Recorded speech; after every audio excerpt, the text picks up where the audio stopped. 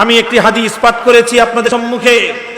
হযরতে উবাই ইবনে কাব রাদিয়াল্লাহু তাআলা আনহু, আল্লাহর পয়গম্বরের একজন জলিল কদর সাহাবী, আকরাউহুম উবাই ইবনে কাব। উম্মতে মুহাম্মাদিয়ার মধ্যে ১৬ লক্ষ সাহাবায়ে কেরামের মধ্যে আল্লাহর কোরআন সবচেয়ে বিশুদ্ধভাবে যিনি তিলাওয়াত করতে পারতেন, সেই গর্বিত সাহাবীর নাম হলো উবাই ইবনে কাব। হযরতে উবাই ইবনে কাব আল্লাহর রাসূল সাল্লাল্লাহু আলাইহি ওয়াসাল্লামের কাছে প্রশ্ন করলেন, ইয়া রাসূলুল্লাহ, ইন্নী উকসিরুস সালাতা আলাইকা ফাকাম মিন সালাতি আজআলু লাকা। ওগো আল্লাহর নবী, আমি স্বাভাবিকভাবেই আপনার উপর অনেক বেশি দরুদ পাঠ করি, অনেক বেশি দরুদ পাঠ করি, কিন্তু আমি জানতে চাই কি পরিমাণ দরুদ আপনার উপর পাঠ করলে এটা আমার জন্য উপকারী হবে। আল্লাহর পয়গম্বর বললেন, মা শিইতা, তুমি যতটুকু চাও আমার জন্য তুমি দরুদ পাঠ করো, ততটুকুই তুমি করতে পারো। এবার উবাই ইবনে কাব সুনির্দিষ্টভাবে জানতে চাইলেন, ইয়া রাসূলুল্লাহ, আমি সারাদিন যেই পরিমাণ জিকির আজকার করি, যেই পরিমাণ তাসবিহ তাহলিল পাঠ করি, যেই পরিমাণ দোয়া দুরুদ আমি পড়ি, এই সমস্ত জিকির আজকার, সমস্ত তাসবিহ তাহলিল, সমস্ত দোয়া দুরুদের মধ্যে 4 ভাগের 1 ভাগ যদি আমি আপনার উপর শুধু দুরুদ পাঠ করি, এতে কি চলবে? আল্লাহর পয়গম্বর জবাব দিলেন, মা শিইতা ফাইন জিত্তা ফাহুয়া খায়রুন লাকা। 4 ভাগের 1 ভাগ দুরুদ পড়তে পারো, তবে যদি তুমি আরো বৃদ্ধি করো সেটা তোমার জন্যই হবে কল্যাণকর। উবাই ইবনে কাব বললেন, তাহলে আমি আমার টোটাল দুরুদ এবং জিকিরের অর্ধেক যদি শুধুমাত্র আপনার উপর দুরুদ পাঠ করি? আল্লাহর নবী বললেন, মা শিইতা ফাইন জিত্তা ফাহুয়া খায়রুন লাকা। অর্ধেক করতে পারো, যদি আরো বাড়িয়ে দাও সেটা তোমার জন্যই ভালো হবে। এবার উবাই ইবনে কাব তৃতীয় প্রশ্ন করলেন, ইয়া রাসূলুল্লাহ, আমি যদি আমার সমস্ত টোটাল দোয়া দুরুদ জিকির আজকারের 3 ভাগের 2 ভাগ যদি শুধুমাত্র আপনার জন্য দুরুদ পাঠ করি, আর 1 ভাগ নিজের জন্য দোয়া করি, আল্লাহর নামে জিকির করি, তাহলে কেমন হয়? আল্লাহর নবী বললেন, মা শিইতা ফাইন জিত্তা ফাহুয়া খায়রুন লাকা।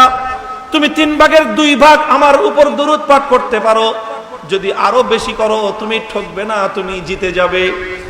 উবাই ইবনে কাব বললেন, তাহলে ইয়া রাসূলুল্লাহ, ইযান আজআলু লাকা সালাতি কুল্লাহা লাকা। ওগো আল্লাহর পয়গম্বর, তাহলে আমি আপনাকে স্পষ্ট শুনিয়ে দিচ্ছি, আমি আমার সারা দিনের সমস্ত জিকির আজকার, তাসবিহ তাহলিল, দোয়া দুরুদ সব স্টপ করে দিয়ে আমি সারাটা দিন কেবলমাত্র আপনার জন্যই দুরুদ পাঠ করার মধ্যে আমি ব্যস্ত থাকব। আল্লাহর পয়গম্বর বললেন, ইযান ইয়াকফি হাম্মাকা ওয়া ইয়াগফিরু লাকা যামবাকা। নবীজি বললেন, তুমি ঠকবে না, যদি তুমি আমার প্রতি এই পরিমাণ দরুদ পাঠ করতে পারো, এর মাধ্যমে আল্লাহ পাক রব্বুল আলামিনের পক্ষ থেকে তোমার জীবনের সমস্ত দুশ্চিন্তা, সমস্ত পেরেশানি দূর হওয়ার ব্যবস্থা আল্লাহ করে দিবেন, আর তোমার পরকালের সমস্ত গুনাহ আমার আল্লাহ মাফ করে দিবেন।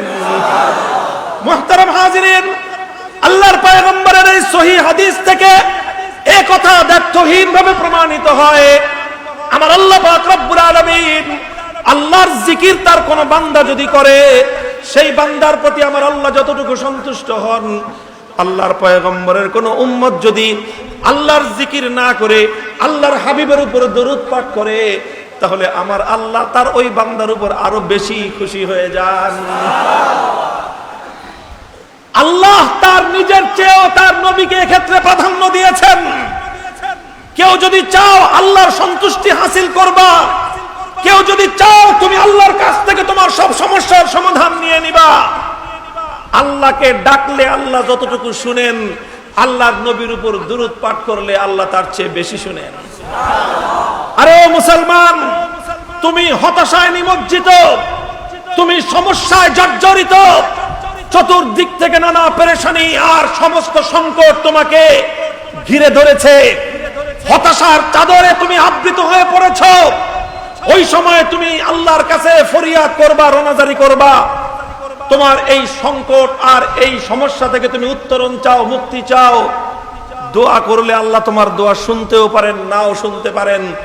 কিন্তু আল্লাহর কোন বান্দা যদি, আল্লাহর নবীর কোন উম্মত যদি নিজের সমস্যা লাঘব করবার জন্য নিজের পেরেশানি দূর করবার জন্য, নিজের অর্থনৈতিক সমস্যা থেকে মুক্তির জন্য, নিজের পরিবারের সমস্যা থেকে পরিত্রাণের জন্য আল্লাহর কাছে অন্য কোন দোয়া বাদ দিয়ে যদি শুধুমাত্র চোখ বন্ধ করে আল্লাহর হাবিবের উপর দরুদ পাঠ করতে থাকে, তাহলে আল্লাহ পাক রব্বুল আলামিনের পক্ষ থেকে ওই বান্দার সব সমস্যার সমাধান করে দেওয়ার নিশ্চয়তা রয়েছে। কি বোঝা গেল? আল্লাহ পাক রব্বুল আলামিনের নিকট তার রাসূল সাল্লাল্লাহু আলাইহি ওয়াসাল্লামের ইজ্জত, নবীর মহব্বত এবং নবীর ভালোবাসার দাম কত বেশি। মুহতারাম হাজিরিন, কোরআন এবং হাদিস বিভিন্ন ভাবে ঘাটলে কথা দেখা যায় আল্লাহ পাক রব্বুল আলামিন অনেক ক্ষেত্রে আল্লাহর শানে, আল্লাহর সঙ্গে বেয়াদবি করা হলে আল্লাহ অনেক সময় কিছু বলেন না, এটা বরদাস্ত করে নেন।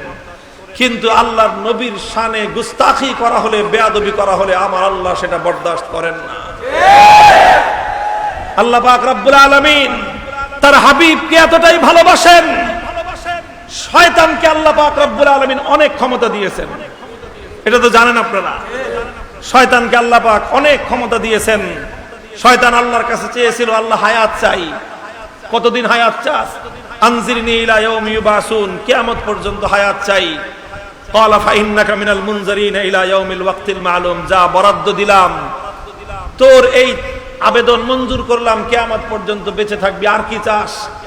কয়, রব আমি চাই তোমার বান্দাদেরকে ধোঁকা দেওয়ার জন্য যত ধরনের কৌশল আছে সব কৌশল আমি অ্যাপ্লাই করতে চাই। আল্লাহ বললেন, যা দিয়ে দিলাম।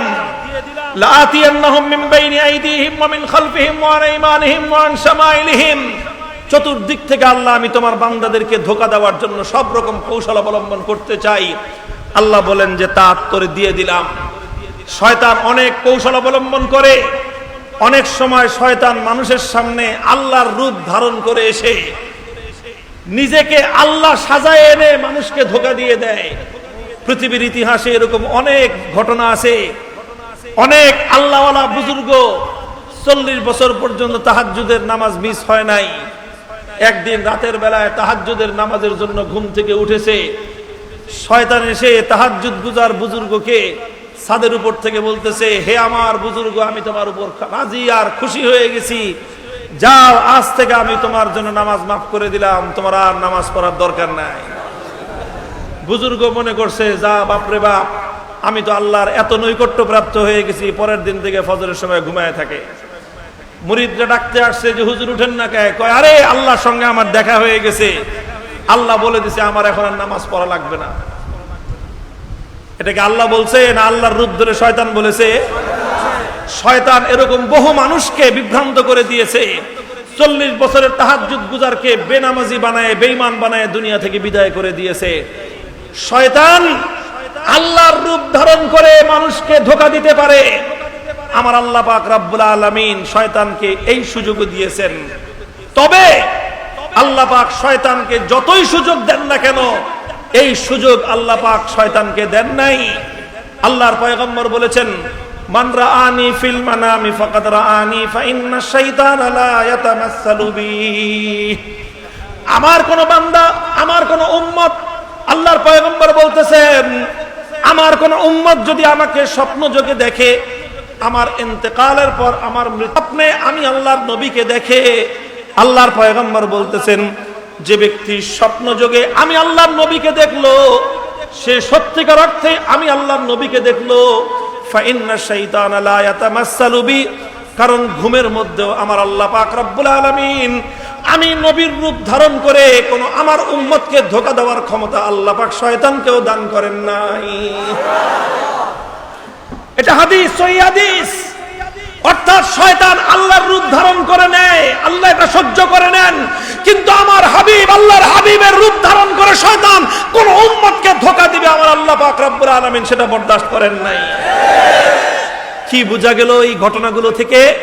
এই ঘটনাগুলো থেকে বোঝা গেল আল্লাহর হাবিব আল্লাহ পাক রব্বুল আলামিনের কাছে কতটা সম্মানিত, আল্লাহর নবীর ইজ্জত আল্লাহর কাছে কত মূল্যবান, আল্লাহর নবীর সম্মান আল্লাহর কাছে কত বেশি দামি।